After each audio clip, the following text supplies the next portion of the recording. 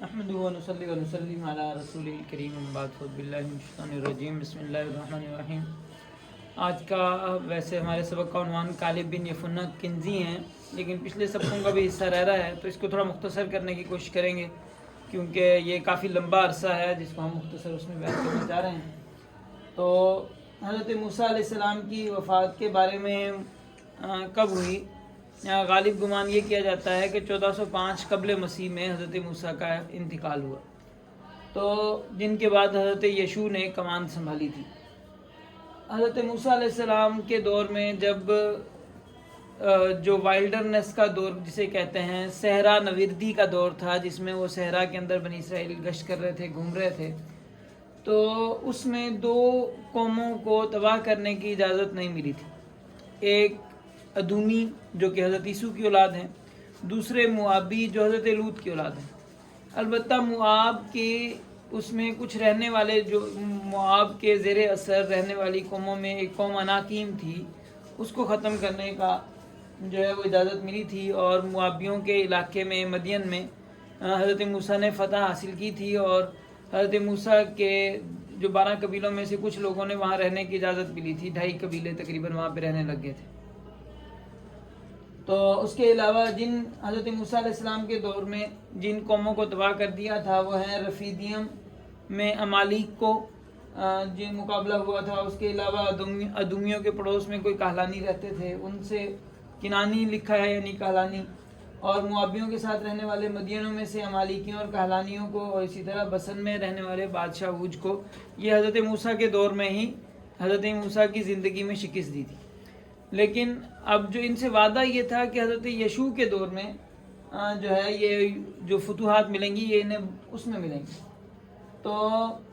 لیکن اب ہم اگر اس کو دیکھیں نقشے میں، اگر اس بات کے اوپر غور کریں، حضرت موسیٰ علیہ السلام کے دور میں کون کون سی جگہیں وہ ہو چکی تھی،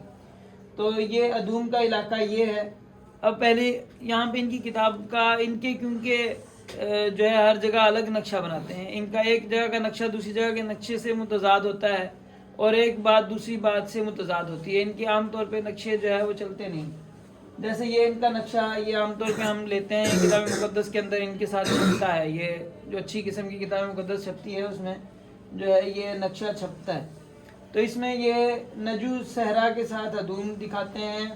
اس کے ساتھ اسرائیل کے سائڈ میں مواب دکھاتے ہیں، مواب کے اوپر اموری قوم سیہون جس کو حضرت موسیٰ نے فتح کیا تھا، موسیٰ کے دور میں ہی فتح ہو گیا، تو وہ اموری قوم سیہون دکھاتے ہیں۔ اس کے بعد اوپر امون دکھاتے ہیں کہ جن کو وہ کہتے ہیں کہ اجازت نہیں ملی جن کی قبضہ کرنے کی، اور اس کے ساتھ ہی اوپر اموری قوم اوج دکھاتے ہیں کہ جنہیں حضرت موسیٰ کے دور میں جو فتح ہو گیا تھا۔ اب بظاہر آپ اگر اس کو دیکھیں نقشے کو، ان کے نقشے کے مطابق جو علاقے جو انہوں نے فتح کرنے تھے وہ سارے علاقے تو حضرت موسیٰ کے دور میں ہی فتح ہو گئے تھے۔ اب اس کے بعد باقی جو اب وہ اتنی بڑی بڑی جو فوجیں جن کے ساتھ مقابلہ ہوگا وہ ساری کی ساری انہوں نے اس کے اندر ہی فٹ کر دی۔ اب وہ اراد تھا بادشاہ ہے، یہ بوسی قوم ہے، یہ چھوٹے چھوٹے انہوں نے یہ نام لکھے ہیں، یہ اسرائیل کے اندر ہی یہ ساری جگہیں فٹ کرنے کی کوشش کی۔ یہ نقشہ موسیٰ علیہ السلام کے دور کا خلاصہ ہے کہ کیسے مصر سے نکلے تھے وہ، یہاں پہ جو صحرائے سینا ہے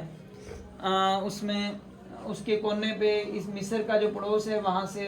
جو شروع ہوا رامسیس، سقات اور بال صفون وغیرہ جگہوں سے ہوتے ہوئے، پھر اس کے بعد صحرائے سینا کے اندر ہی یہاں پہ مارا ثابت کیا ہے، اسی کے اندر ہی جو ہے وہ جبل طور اور ماؤنٹ سینائی ہے، وہیں پہ یعنی کہ انہوں نے وہ بنا لیا تھا، خیمہ بنا لیا، اور پھر اس کے بعد وہاں سے جو جگہ بنائی ہیں اس کے یہ جو تیر کا نشان ہے یہ جہاں سے جگہوں میں گھوم رہے ہیں، تو پھر یہ ادوم کے پاس سے اور مواب کے پاس سے ہو کے گئے۔ اب ادوم کا یہ مسئلہ ہے، اب ان کی کتاب میں ہے کہ ادوم سے بچ کے تم سمندر کے کنارے کنارے جاؤ۔ اب جہاں پہ یہ ادوم بتا رہے ہیں وہاں پہ سمندر اس کے ساتھ جڑتا ہی نہیں۔ اب اس طرف جو جہاں پہ سمندر ہے وہ تو ویسی فلسطین کا علاقہ ہے، اور بالکل دوسرا کنارہ وہ مراد ہی نہیں ان کا سمندر، اور وہاں پہ ادوم کے ساتھ وہ علاقہ لگتا ہی نہیں ہے، اور ادوم ادھر سے مدین سے بھی اوپر انہوں نے بنایا ہے۔ تو پتہ نہیں ان کو بیچاروں کیا مجبوری تھی کہ ادوم ایسی جگہ پہ، اب وہ دوسری جگہ پہ فٹ کرنے کے لیے انہوں نے ادوم یہاں پہ رکھا ہے۔ تو اب ادوم کے پاس سے گزرتے ہوئے سمندر کا کنارہ لینا ممکن ہی نہیں. اس کے علاوہ موآب جو ہے پھر اس کے اوپر ہے، یہ سارے علاقے جو ہے وہ اس کے ہیں. موجودہ اسرائیل کو اگر دیکھیں تو موجودہ اسرائیل میں ان میں سے کوئی علاقہ یہاں پہ نہیں ملتا ہے. عقبہ ہے، عقبہ سے اوپر جو ہے یہ اردن جو ملک ہے وہ آ جاتا ہے، اور وہ اس کے پڑوس میں سارا اوپر جا کے شام کا علاقہ تھوڑا سا جڑتا ہے گولان کی جو پہاڑیاں ہیں جن کے اوپر قبضہ کیا ہوا اسرائیل نے، تو وہاں تک یہ سارے علاقے میں اب اس سے ملتے جلتے نام انہوں نے رکھنے کی کوشش کی ہے. جیسے مائن، یہاں پہ مان جگہ کا نام ہے، اسی طرح جو ہے عمان، اب یہ امون جو ہے عمان یہاں پہ ہے، وہاں پہ اردن کا جو شہر ہے جو دارالخلافہ ہے اس کا نام عمان ہے، عین کے زبر کے ساتھ. تو بہرحال یہ دوبارہ یہ وہی نقشہ جو موسیٰ کے دور کا ہے. یہ جوشن یہ کہتے ہیں جہاں پہ اسرائیلی رہ رہے تھے، اور وہاں سے ایکسوڈس جو خروج کی کتاب خروج کے اندر جو کہانی ہے وہ اس کے مطابق ہے. اب یہ دوسرا جو رول تھا، دوسرا جو میں نے آپ کو بتایا تھا ان کی اس میں قول ہے کہ جو سمندر جو دریا جو پار کیا تھا، بحر کلزم جو پار کیا تھا، وہ سوئز کے پاس نہیں پار کیا، وہ دوسری جگہ سے پار کیا. یہ اس کے مطابق نقشہ ہے کہ اس کے مطابق جو ہے میگول اور ایتھام جگہ ہے. پھر اس کے بعد یہاں سے جو علاقہ ہے عقبہ کا جو علاقہ ہے، یہاں سے یہ سمندر انہوں نے پار کیا ہے، اور سمندر پار کر کے اب اس کے مطابق انہوں نے سینائی پہاڑ ہی ادھر سے نکال کے ادھر لے ہیں. یعنی اس نقشے میں اس نقشے میں سینائی پہاڑ ادھر دکھایا ہے، جو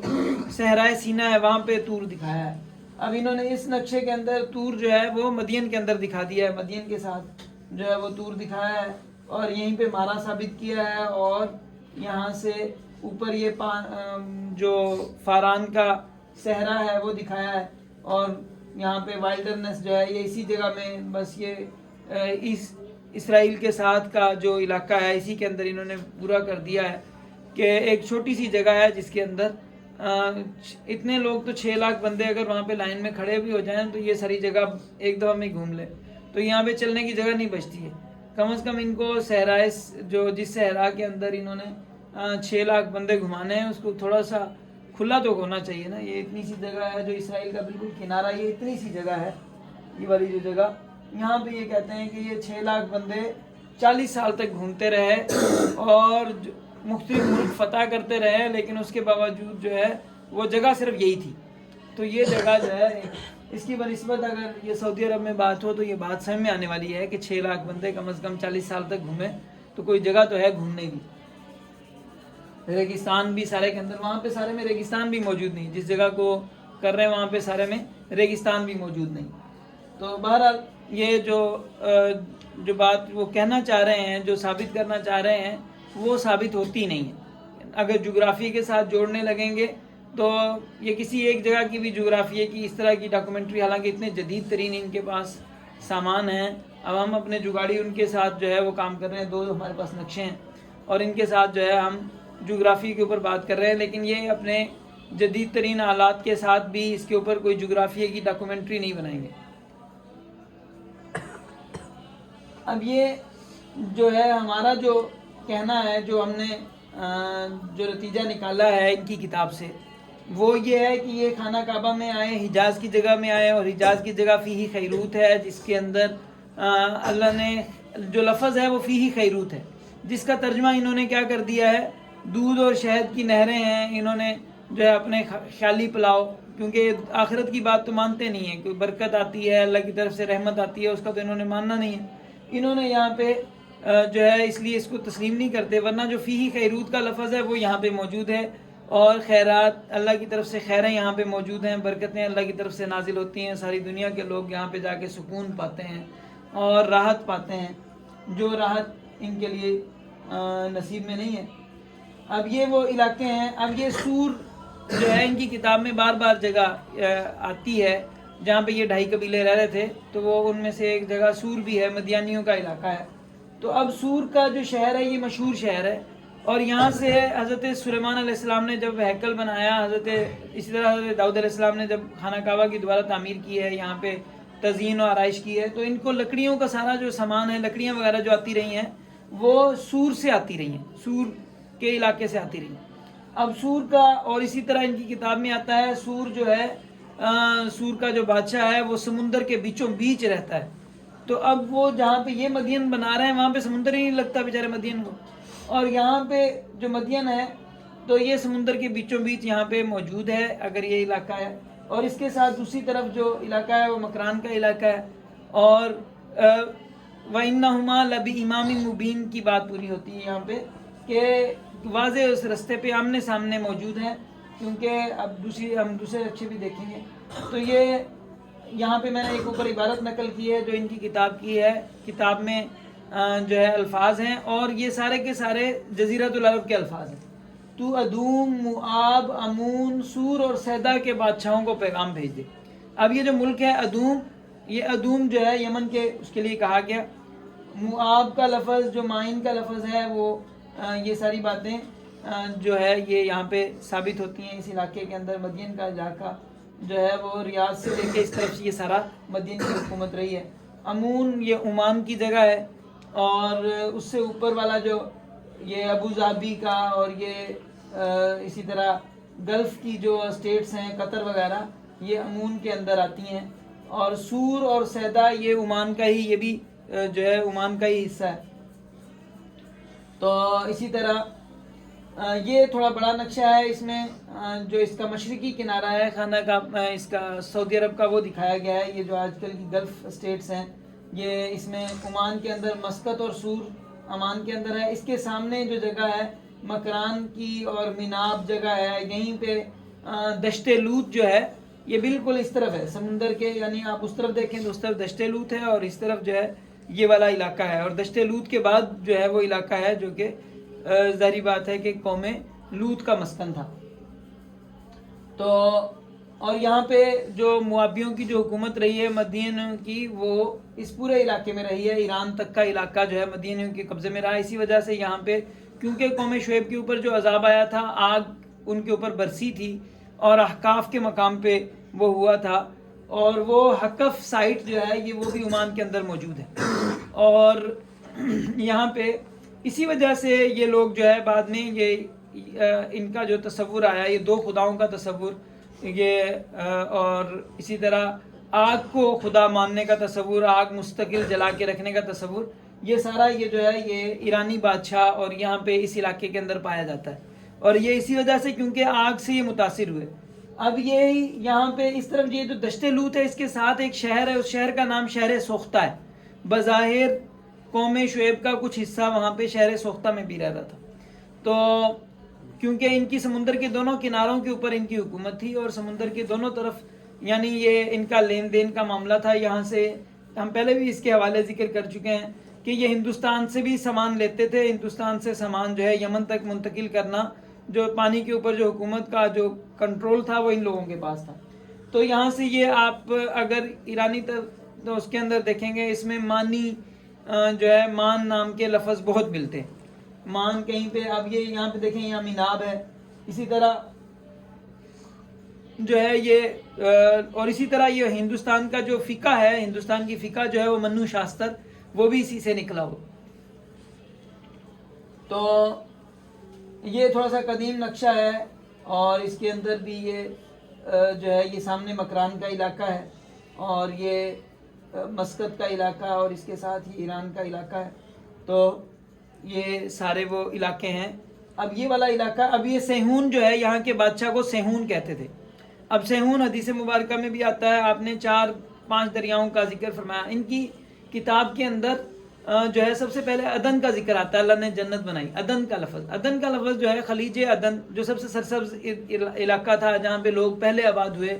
سیلاب سے پہلے کی بات ہے،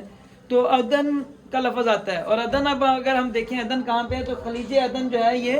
یمن کے ساتھ ہے۔ تو یہاں پہ گویا کہ جو کائنات سب سے پہلے جو انسانیت آباد ہوئی وہ عدن کے اندر آباد ہوئی، اور ہو سکتا ہے کہ سیلاب آنے سے پہلے ہندوستان کا علاقہ یمن کے ساتھ ملا ہو۔ یہ بیچ میں صرف ایک لکیر ہے جو سمندر کی بیچ میں آئی ہوئی ہے، تو یہ سارا علاقہ سرسبز علاقہ ہو. تو اور اس کے بعد جو ان کی اس کے اندر جو مدیانیوں کے جو بادشاہ کو شکست دینے کا ذکر ہے وہاں پہ اس کے لیے لفظ سیہون استعمال ہوا. حالانکہ اس بادشاہ کو مار دیا ہے, اس کے بعد پھر دوبارہ ان کی کتاب میں آگے سیہون کا ذکر آتا رہتا ہے, جس سے یہ پتہ چلتا ہے بظاہر مدیانی جو بادشاہ تھا اس کو سیہون لقب ملتا تھا, اور یہ سیہون جو ہے اس دریا کی وجہ سے دریائے سیہون جو ہے سندھ دریا کے لیے, دریائے سندھ کے لیے لفظ جو ہے استعمال ہوا ہے. تو سندھ کے دریائے سندھ کی وجہ سے بظاہر جو ہے مدینیوں کو جو ہے یہ ان کے بادشاہ کا لقب, جس طرح مختلف بادشاہوں کے القاب تھے اس طرح مدینی بادشاہ کا جو لقب ہوتا تھا وہ سیہون ہوتا تھا. تو یہ بھی سعودی عرب کا ہی ایک نقشہ ہے. اس میں دیکھیں یہ تربہ جگہ جو ہے یہاں پہ طائف کے ساتھ تربہ جگہ ہے, تربہ سے تھوڑا آگے ہے. تربہ کا معنی قبر ہوتا ہے, اور یہاں پہ اب ان کی تاریخ کے مطابق یہاں پہ 2-3 قبریں ہو سکتی ہیں. یعنی ایک تو یہاں پہ جو بنیامین کی جو والدہ ہیں راخیل, ان کا بھی انتقال اسی جگہ پہ اسی کے قریب ہوا ہے, اور وہ بظاہر یہ کہ مکہ کے اندر بیت الحم کے اندر ہوا ہے تو وہ مکہ کے اندر ہوا ہے اور مکہ کے اندر ان کی قبر ہے. اور اس کے علاوہ مریم جو ہے ان کا بھی انتقال اسی جگہ پہ ہوا ہے, اور اسی طرح جو حضرت ہارون کا جو یمن اور اس کی ایلیم کی اس کے ساتھ بارڈر پہ قبر ہے, تو وہ بھی یہ ہو سکتا ہے کہ حضرت ہارون کی قبر بھی یہ ہو سکتی ہے. تو بہرحال ان کی کتاب میں یہ لکھا ہوا ہے کہ حضرت موسیٰ علیہ السلام کو اللہ تعالیٰ نے فرمایا تھا کہ اب جو ہے کیونکہ وہ جو جاسوسوں کا واقعہ ہم نے کل پڑھا تھا, جاسوس گئے تھے تو ان میں سے صرف کالب اور یشوع نے کہا تھا کہ ہم نے جانا چاہیے, باقی نے کہا کہ ہمیں نہیں جانا چاہیے. تو ان نے اس لیے اللہ نے سب پہ ناراض ہوئے اور کہا کہ صرف کالب اور یشوع جو ہے یہ 2 بندے ہی ارض مقدسہ کو پائیں گے اور باقی سارے اس سے پہلے مر جائیں گے. تو اسی طرح جو ہے ان کا حضرت موسیٰ علیہ السلام کو بار بار اس بات کی تلقین ہوئی کہ یشوع کو حوصلہ دو, یشوع کو ہمت دو کہ یشوع تم نے جو ہے یہ سارا علاقہ فتح کرنا ہے. تو البتہ یہاں پہ ایک عبارت ہے کہ یشوع جو ہے فیصلہ لینے میں یازر کا محتاج ہے. یازر جو فیصلہ جو بھی اس نے کرنا ہے تو پہلے یازر سے مشورہ کرے گا. تو یہ وہ لاویوں کا وہ طریقہ کار ہے جس کے ذریعے یہ حکومت کنٹرول کرتے ہیں. اور یازر آپ کو کل بتایا تھا حضرت ہارون کے انتقال کے بعد ان کا جو جبہ تھا وہ الیازر کو پہنا دیا تھا ان کے بیٹے کو. تو اس سے جو کہانت تھی, مذہبی جو پیشوائی تھی وہ لاویوں کی نسل میں جو ہے وہ چلی, اور لاوی جو ہے وہ پورا حکومت کو کنٹرول کرتے تھے. اور ان کی استدلال اس بات سے تھا کہ الیازر کو حکم دیا گیا تھا, یشوع کو حکم دیا گیا تھا کہ یازر صرف مشورہ لے کے چلنا ہے. تو اسی لیے آج بھی اسرائیل کی جو حکومت ہے وہ جو ہے ان کے ربیوں کے کنٹرول کے اندر ہے. اسی طرح یہ یریحو میں جاسوسی کے لیے پھر حضرت یشوع جو حکمران بن گئے تو انہوں نے جاسوسی کے لیے بندے بھیجے. تو وہاں پہ ایک عورت تھی, ایک فاحشہ عورت تھی, اس نے ان کو چھپایا اور اس کا نام راحل تھا. تو انہوں نے وعدہ کیا کہ ہم جب یریحو کو فتح کریں گے تو سارے علاقے کو جو ہے سب کو قتل کر دیں گے لیکن اسے چھوڑ دیں گے. تو بہرحال وہ بعد میں ان کے ساتھ رہتی رہی. تو یریحو فتح کرنے سے پہلے ان کو جو ہے ختنہ کرنے کا حکم ہوا. تو یہاں پہ پتھروں سے نوکدار پتھروں کے ذریعے چاقو بنانے کا حکم ہوا انہیں. تو اس سے استدلال کر کے کہا جاتا ہے کہ حضرت یشوع کا دور جو ہے وہ پتھر کا ہی دور تھا, اور اس کے بعد کانسی کا دور کہتے ہیں اسے, لوہے کا دور حضرت داؤد کے دور سے شروع ہوتا ہے, کیونکہ اس وقت لوہا موجود نہیں تھا. تو اس وجہ سے ان کو حکم ہوا کہ پتھر کے چاقو بناؤ, اور پتھر کے چاقو بنا کے ان کے سب کے ختنے کرو, کیونکہ بنی اسرائیل کے زمانہ غلامی کے اندر ان کے ختنے نہیں ہو رہے تھے. پھر یہاں پہ آنے کے بعد ختنے کا حکم ہوا تو بھی انہوں نے جو ہے شروع میں انہوں نے حکم عدولیاں کی تھی. تو جس کے بعد ویسے ہی سارا صحرا نویردی کا دور شروع ہو گیا تو موقع بھی نہیں ملا ان کو. تو یہ سارے کے سارے اس زمانے میں جتنے بھی لوگ پیدا ہوئے تھے سارے بغیر ختنوں کے تھے. تو یریحو ارض مقدسہ میں داخل ہونے سے پہلے ان کو حکم ہوا کہ پہلے تم نے سارے کے سارے ختنہ کرو, لہذا کوئی بھی بغیر ختنے کے اس میں نہیں جائے گا. تو سب کا ریگستان میں ختنہ ہوا. تو اس ختنہ جس جگہ پہ اس جگہ کا نام انہوں نے جلجال رکھا, کیونکہ پھر اس کے بعد ان کے جب زخم صحیح ہو گئے تو اس کے بعد یریحو فتح کرنے گئے. ٹھیک ہے, تو یہ یشو جب فتح کرنا تھا، فتح کرنے کا طریقہ کار یہاں پہ یہ بتایا گیا کہ اس میں جو ہے یہ بغل بجانے کا حکم دیا گیا کہ آپ نے باقاعدہ بینڈ بنائے گئے اور انہوں نے بغل بجانا تھا اور بجا کے شور مچانا تھا. تو اس کے ساتھ وہ مارچ کر رہے تھے کندھے سے کندھا ملا کے، اور جو ہے وہ مارچ کر رہے تھے اس کے شہر کے باہر. تو شہر کی دیواریں گر گئیں.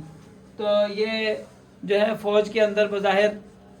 کیونکہ ہمارے پاس روایتیں ساری وہیں سے آئی ہیں، برطانیہ کی فوج سے آئی ہیں، اور برطانیہ کی فوج میں ظاہری بات ہے کہ ساری کی ساری یہاں سے آئی ہوئی ہیں. تو یہ جو بغل بجانا، اتنا جو ہے لڑائی تھوڑی کرنی اور بغل زیادہ بجانا، یہ یہیں سے بظاہر آیا ہے. اور کندھے سے کندھا ملا کے اور زور سے شور کرنا، شوردار آواز سے جو ہے وہ نعرے لگانا، تو یہ انہوں نے کیا اور وہ دیواریں گر گئیں یریحو کی. تو پھر یہ انہوں نے یریحو فتح کر لی. تو یریحو کے بارے میں حضرت یشوع نے کہا کہ اب اس کے بعد اس کی دیواریں کوئی نہیں بنائے گا. اس شہر کی جو دیواریں بنائے گا، جو اس کی بنیاد رکھے گا، دیواریں رکھے گا، تو وہ اس کے جو ہے وہ بیٹا فوت ہو جائے گا. جب وہ جو شہر کی بنیاد رکھے گا وہ اپنا بڑا بیٹا کھو دے گا، اور جو شخص اس کے پھاٹکوں کو بنائے گا وہ اپنے چھوٹے بیٹے کو کھو دے گا. تو یہ ان کے اب یہ اس سے ظاہری معنی بھی ثابت، اس سے ظاہری معنی لیتے ہیں، اور یہ کہتے ہیں انہوں نے. اور یہ ایلیا کے بارے میں کیا ان کی کتاب میں ہے کہ ایلیا آئے گا اور ایلیا نے آ کے جو ہے وہ یریحو میں دوبارہ اس کی جو ہے وہ بنیاد رکھے گا، اسے تعمیر کرے گا، اس کے پھاٹک لگائے گا، اور ایلیا کے جو ہے وہ بیٹے فوت ہو جائیں گے. تو اب انہوں نے کیونکہ ایلیا کی بات، ایلیا کو جو ہے وہ ماننا نہیں ہے، تو اب انہوں نے لہٰذا انہوں نے اس کو ایک فزیکل بات لی ہے. اور وہاں پہ ایلیا کے دور میں وہ کہتے ہیں کہ کوئی ایلیا کہتے ہیں گزر گیا. ایلیا جو آنا تھا وہ جو شمالی جنوبی ریاست کا جو سلسلہ چل رہا تھا اس میں وہ اسی دوران وہ جنوبی ریاست کے اندر آیا تھا، اور اس نے آ کے جو ہے دیواریں بنائی تھیں اس کے دور کے اندر ہی. جس نے جو دیواریں رکھی تھی جس نے، تو وہ بادشاہ، کیونکہ ایلیا اب وہ رکھ نہیں سکتا ان کے، انہوں نے کیونکہ وہ ایلیا بادشاہ نہیں ہے نبی، انہوں نے ایلیا ایک ثابت کر دیا ہے. تو اب اس لیے دیواریں جو ہے وہ کرنے کے لیے انہوں نے ایک اور بندہ کر دیا کہ بھئی دیواریں اس نے رکھی تھیں، لہٰذا اس کا بڑا بیٹا فوت ہو گیا اور پھر اس کا چھوٹا بیٹا فوت ہو گیا. ابراہیم اس کا نام تھا جو بیٹا اس کا فوت ہوا. تو اب وہ بڑا بیٹا جو ہے نا انہوں نے ابراہیم بتایا اور چھوٹا بیٹا کچھ اور نام رکھا. تو اب یہ بظاہر یہ ان کی کتاب کے اندر جو اللہ تعالیٰ ارشاد فرما رہے ہیں الذین آتیناہم الکتاب یعرفونہ کما یعرفون ابناءہم، تو یہ ان نشانیوں میں سے یہ نشانی ایلیا کی نشانی یہ تھی کہ آپ کے جو نرینہ اولاد ہوگی جو آ کے دوبارہ یریحو کے اندر، کیونکہ اس کے بعد کوئی بھی نبی جو ہے یریحو کے اندر دوبارہ نبی نہیں آیا، اور یہاں پہ آ کے جس نے جو باقاعدہ نئی شریعت لے کے کوئی نہیں آیا. جو شریعت جو حضرت موسیٰ کی شریعت جو پہنچی وہاں پہ حضرت یشوع کے ذریعے سے پہنچی، اور اس کے بعد وہی شریعت چلتی رہی. نئی شریعت جو لے کے آئے گا اس کے جو ہے وہ دونوں اس کے بیٹے نرینہ اولاد جو ہے وہ فوت ہوگی، اور وہ نرینہ اولاد جناب نبی کریم صلی اللہ علیہ وسلم کی ہوئی اور وہ فوت ہوئی، اور آپ نے دوبارہ نئی شریعت جو رکھی، بنیاد رکھی وہ یریحو میں. وہ یریحو کے جو جگہیں انہوں نے بتائی ہیں اس کی نشانیاں جو بتائی گئی ہیں تو وہ ساری کی ساری یثرب میں پائی جاتی ہیں. بہرحال یہ کہانی لمبی ہے، اس میں مختصر انداز میں میں بات کا خلاصہ کرنا چاہ رہا ہوں کہ یشوع نے اب یہ جو علاقہ، جو مین علاقہ جو ان کے نقشے میں دکھایا جاتا ہے وہ سارا تو موسیٰ نے ہی فتح کر لیا تھا. تو پھر انہوں نے جو ہے حضرت یشوع نے کیا کیا؟ حضرت یشوع نے کیونکہ اصل فتوحات ان کے ہاتھ پہ ہونی تھی، تو ان کی کتاب کے مطابق 33 شہر فتح کیے، 12 بادشاہوں کو شکست دی. ٹھیک ہے، یہ اتنا بڑا جو ہے انہوں نے علاقہ فتح کیا. اب بظاہر جو ہے انہوں نے حضرت یشوع نے یہ علاقہ فتح کرنے کے بعد یہ یہاں پہ اوپر میسوپوٹامیہ کے علاقے میں جو گئے تھے، یعنی بنی اسرائیل جو وائلڈرنیس جو ان کا جو دور رہا، جو صحرا نویردی کا دور رہا، وہ سارا کا سارا خانہ کا یہ یہاں پہ عرب کے علاقے میں رہا.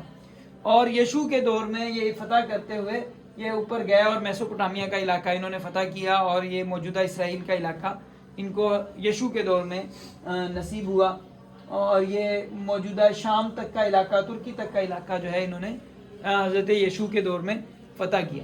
تو البتہ اگر ان کے اس کے نقشے کے مطابق بات کریں تو ان کے نقشے کے مطابق وہی جگہ ہے جہاں پہ حضرت موسیٰ پھرتے رہے، وہیں پہ حضرت یشوع آئے. تو حضرت یشوع نے کوئی بھی نیا کام نہیں کیا، بس وہیں پہ گھومتے پھرتے رہے. لیکن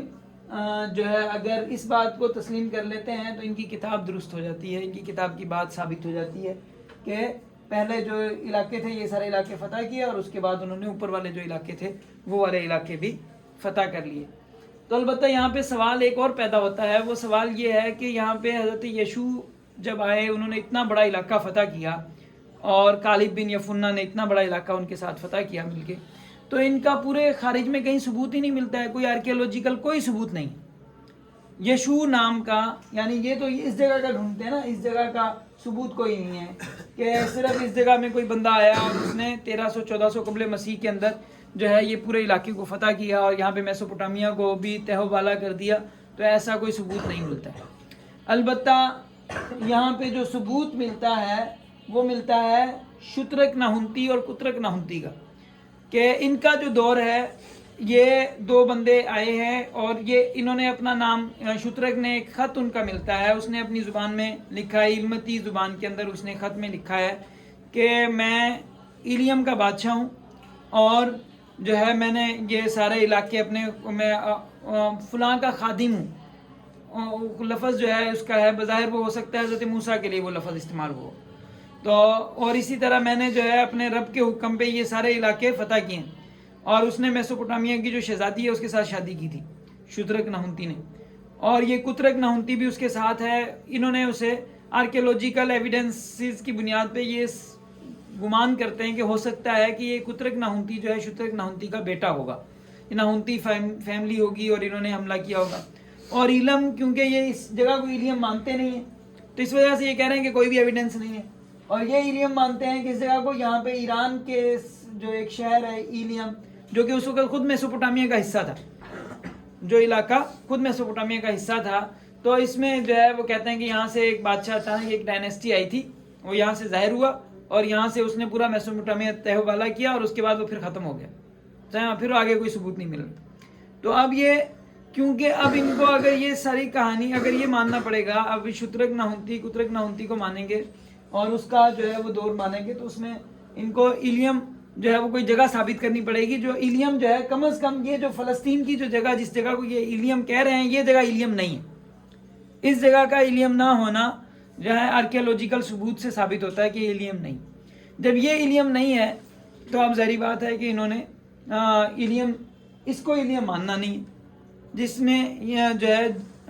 کیونکہ انہوں نے تو صرف ایک جگہ پہ قبضہ کرنا ہے، تو لہٰذا انہوں نے کہا کہ کوئی ایویڈنس خارجی ہے ہی نہیں، بس ہمارے پاس کتاب میں لکھا ہوا ہے، بس یہ کتاب کی کہانی۔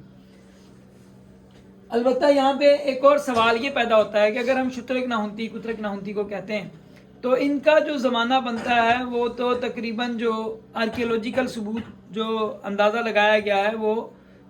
تقریباً 1150 قبل مسیح کا لگایا گیا، اور جبکہ حضرت یشوع کے دور کا جو اندازہ لگایا گیا وہ 1400 قبل مسیح کا اندازہ لگایا گیا، 1350 سے 1400 کا دور، یہ والا دور لگایا گیا۔ تو اس میں یہ کہ 100-150 سال کا دونوں کے اندر سال میں آگے پیچھے ہونے کا امکان موجود ہے۔ یہ ہو سکتا ہے کہ 100-150 سال جو ہے بائبل کا جو حساب لگایا جا رہا ہے اس میں 100-150 سال اس طرف آ جائے، یعنی کیونکہ ایگزیکٹ ڈیٹے ہمارے پاس نہیں ہیں، یہ اندازے ہیں کہ اتنے سال، مثلا حضرت ابراہیم کی عمر اتنی تھی، حضرت اسحاق کی عمر اتنی تھی، حضرت یعقوب کی عمر اتنی تھی، حضرت موسیٰ کی عمر اتنی تھی، بیچ میں اتنے سال تھے، یہ سارے اندازے لگا کے ایک تخمینی طور پہ ایک سالوں کا وہ طے کیا جاتا ہے، تو اس میں بھی 100-150 سال اوپر نیچے ہو سکتا ہے۔ اسی طرح جو آرکیولوجیکل جو فیکٹ ہوتے ہیں یہ بھی کوئی ایسا یقینی وہ نہیں ہوتا ہے کہ بالکل ایگزیکٹ جو ڈیٹ بتا رہے ہیں وہی ڈیٹ ہے، اس میں بھی 100-150 سال اوپر نیچے ہونے کا امکان موجود ہوتا ہے۔ تو یہ ممکن ہے کہ یہ جو ہے یہ وہی شخص ہوں، اگر ان کو وہ شخص مانتے ہیں تو اس کا نتیجہ یہ ہے کہ ہمارے پاس آرکیولوجیکل ثبوت مل جاتا ہے کہ اتنی بڑی اگر فتوحات ہوئی ہیں تو وہ کہاں پہ ہوئی ہیں اور کس بندے نے کی ہیں، اور اگر ان کو آپ نہیں مانتے تو اس کے علاوہ ہمارے پاس کوئی اور ثبوت موجود نہیں۔ بہرحال یہ اس کے بعد یشوع کے دور میں جو علاقے بانٹے گئے، تو اب اس میں جو نجو کا جو علاقہ ہے، یہ علاقہ جو ہے وہ جدہ کو یعنی یہودا کو دیا ہے، اس میں بیچ میں شمون کا علاقہ بیچ میں انہوں نے یہاں پہ فرض کیا ہے۔ اب اسی طرح مواب کے علاقے میں جو ہے روبن، جہاد اور ان کا جو علاقہ جو ہے وہ اس میں مانا ہے، اور باقیوں کے لیے علاقے اسی میں بانٹ دیے ہیں۔ لیکن یہ کہ یہ یہاں پہ ان کا جو نقشہ ہے یہ نقشہ وہ دوسری جگہ کے مطابق فٹ نہیں ہوتا ہے، کیونکہ جب شمالی اور جنوبی ریاست کا جہاں پہ مقابلہ ہوتا ہے اس کے اندر یہ شمون جو ہے وہ جدہ سے یہودا سے نیچے نہیں ہے، بلکہ وہ یہودا سے شمال کی طرف واقع ہے۔ اور اب جو یہودا کا علاقہ ہے اس کو دیکھیں، یہاں پہ بڑا علاقہ دیا ہے، اور یہاں پہ یہودا کے علاقے کے اندر انہوں نے یروشلم کو ثابت کرنے کے لیے کوشش کی ہے، لیکن یہ بیت ایل کو نکال نہیں سکیں۔ اب ظاہری بات ہے کہ بیت ایل جب آپ نے ہبرون اور یہ اس کو یہودا کے علاقے میں یروشلم اس کو ثابت کر رہے ہیں، تو بیت ایل تو اس سے نیچے ہے، تو ظاہری بات ہے کہ وہ بھی کیا ہے، یہودا کے علاقے میں آ گیا۔ تو حالانکہ یہ جب وہ اگلی جب تحریف والی کہانی جائے گی اس کے اندر یہ بیت ایل کو اوپر شمالی ریاست میں کریں گے اور یروشلم کو نیچے جنوبی ریاست میں کریں گے، کیونکہ انہوں نے اللہ کا گھر جو ہے وہ یروشلم کو ثابت کرنا ہے، بیت ایل کو ثابت نہیں کرنا۔ وہ جو خانہ کا جو انہوں نے وہ بنایا، خیمہ لگایا، وہ خیمہ فاران میں ہی چھوڑ کے آ گئے، اس کے بعد وہ خیمے کو آگے منتقل کرنے کا ذکر نہیں ہے۔ جہاں پہ بھی لے کے جاتے ہیں صندوق آگے لے کے جاتے ہیں، صندوق آگے لے جا کے رکھتے ہیں، لیکن خیمہ کہیں آگے پیچھے کیا ہے اس کا ثبوت اس کے بعد ہمیں نہیں ملتا ہے۔ جو تابوت سکینہ ہے اس کو وہ آگے آگے لے کے جا رہے ہیں، باقی یہ سارے خود اپنے خیموں میں رہ رہے ہیں، اپنا خیمہ جہاں سے اٹھاتے ہیں، ہر قبیلے کے خیمے ایک ساتھ لگتے ہیں۔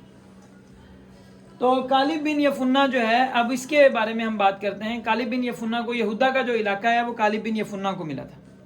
کالب بن یفنہ کے بارے میں بعض لوگ تو یہی کہتے ہیں کہ یہ یہودی ہی تھا اور اسرائیلی تھا،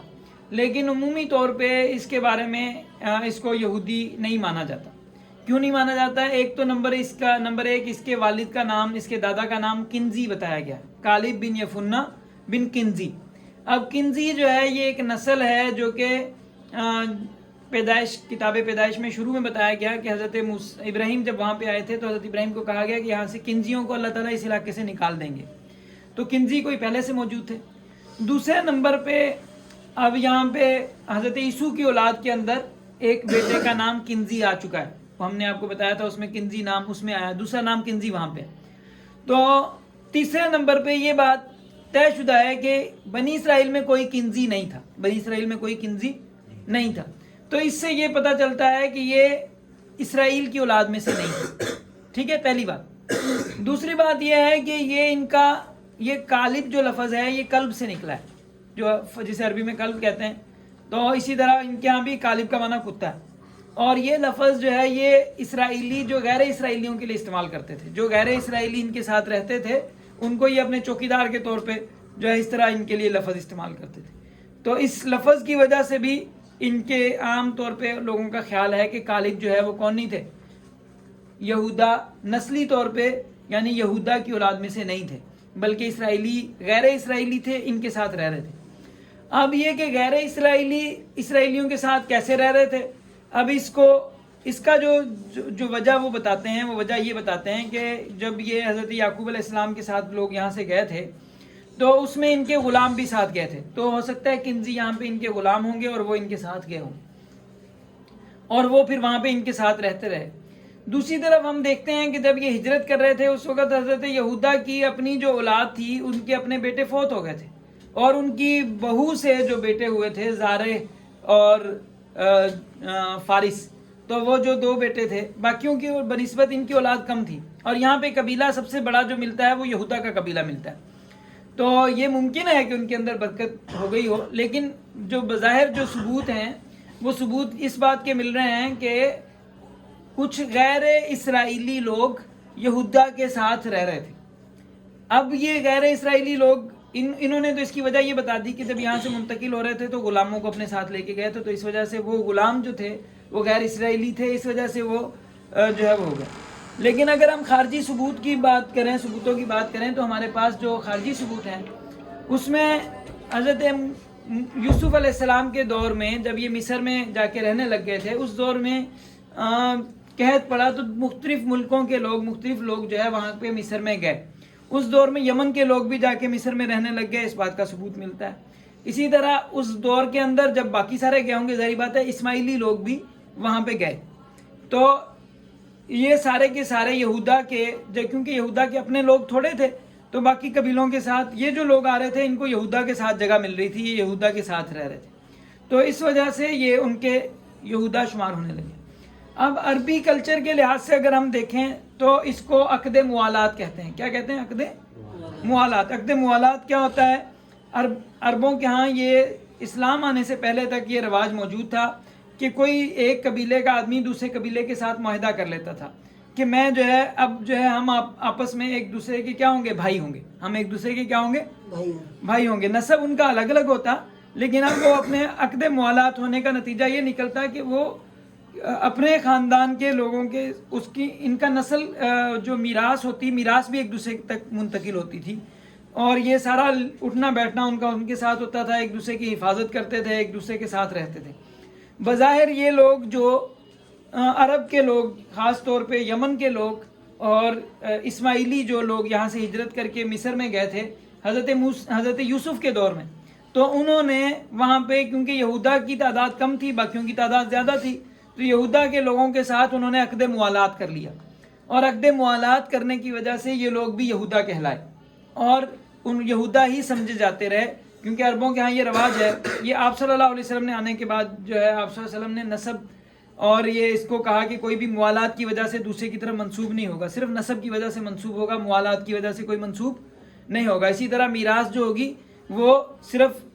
جو ہے میراث اپنے نسب کے اندر جائے گی، موالات کی وجہ سے میراث نہیں ملے گی، الا یہ کہ غلام جو کوئی غلام آزاد کیا ہو کسی قبیلے نے اور اس کا اور کوئی وارث موجود نہ ہو تو پھر آخر میں عقد موالات اس کو ملتی ہے. البتہ اصل اب جو ولی ہے وہ کیا ہے کہ حکومت جو ہے وہ ولی ہے. سمجھ میں کہ نہیں؟ تو اسے عقد موالات کی وجہ سے اب اس سے یہ پتہ چلتا ہے کہ یہودا کے جو لوگ تھے، اصل میں یہودا کے اندر اسرائیلی لوگ بھی موجود تھے اور اسرائیلیوں سے زیادہ بڑی تعداد جو یہودا کے اندر تھی وہ غیر اسرائیلیوں کی تھی، جو کہ اسماعیلی تھے اور یمنی لوگ، حضرت عیسیٰ کی اولاد کے جو لوگ تھے وہ ان کے ساتھ موجود تھے. اور یہی سے یہ جو علاقہ ہے، یہ یہودا کا جو علاقہ ہے، یہ سارا کا سارا جو ہے یہ ان کا جو اس حد تک ان کا جو غیر اسرائیلی تھے ان کا اس حد تک کنٹرول تھا یہودا کی اس پہ کہ آپ دیکھ لیں کہ اس میں جو سردار جو یہودا میں سے منتخب کیا گیا وہ سردار ہی کنزی قبیلے کا ہے. کنزی ہے، ٹھیک ہے، وہ اسرائیلی نہیں ہے. کالب بن یفنہ جو ہے وہ کنزی ہے جسے اس کا سردار منتخب کیا گیا اور اسے ہی بعد میں زمین کے اس کا جب وہ دیا گیا تو زمین جو ہے اس نے جنوبی زمین جو جس زمین کے بارے میں باقی اور کوئی اسرائیلی نہیں لینا چاہ رہا تھا، باقی سارے اسرائیلی وہ زمین نہیں لینا چاہ رہے تھے کہ اسے کیا کہہ رہے تھے کہ یہ صحرا ہے اور یہ بے آباد زمین ہے، یہ ہم نہیں لے رہے. تو وہ زمین جو ہے یہودا نے لی تھی اور یہودا کی اولاد وہاں پہ آباد ہوئی. اور یہودا کے بارے میں، کالب بن یفنہ کے بارے میں حضرت موسیٰ نے پیشن گوئی کی تھی کہ جو اس میں سے مادمات جو ہے اس کی اولاد میں سے پیدا ہوگا. مادمات کا لفظ عبرانی اس میں اگر دیکھا جائے تو اس کا جو الفاظ یہ ان کے ہاں گنتی جو ہے اس کے طور پہ بھی بات کرتے ہیں، جو ہمارے ہاں بھی بہت دیر تک رائج رہا، ابھی تک نافذ تھا کہ لوگ جو ہے الفاظ اشعار میں جو ہے گنتی کے اندر بات کرتے تھے. تو مادمات کے جو معنی ہیں جو بنتے ہیں، الفاظ بنتے ہیں جو گنتی کے اندر جو اس کا بنتا ہے وہ 92 بنتا ہے اور 92 ہی یعنی 92 ہی محمد کے جو الفاظ کا جو تعداد بنتی ہے، اعداد کی تعداد بنتی ہے، وہ بھی جو ہے وہ 92 بنتی ہے. تو اس وجہ سے جو یہودی عام طور پہ جو مسلمان ہوئے ہیں تاریخ کے اندر، انہوں نے اس کتابیں لکھی ہیں اس بارے میں. تو انہوں نے جو آپ صلی اللہ علیہ وسلم کی جو تعریف آپ صلی اللہ علیہ وسلم کے بارے میں جو بتایا ہے کہ ہماری کتاب کے اندر جو ثبوت ہے وہ انہوں نے ماد کے لفظ سے استدلال کیا ہے کہ یہ جو ماد کا لفظ ہے اس کا یہ لفظ محمد کے اوپر دلالت کرتا ہے. تو بہرحال یہ یہاں پہ ایک اور خوش قسمتی کی بات یہ ہے کہ پاکستان کا کوڈ بھی 92 ہے. تو بہرحال یہ ایک الگ بات ہے. البتہ یہ ہو سکتا ہے اسی وجہ سے انہوں نے 92 میں کوئی خاص قسم کے بندے کو آگے لانے کی کوشش کی ہو، یہ ایک الگ بات ہے. وآخر دعوانا الحمدللہ رب العالمین.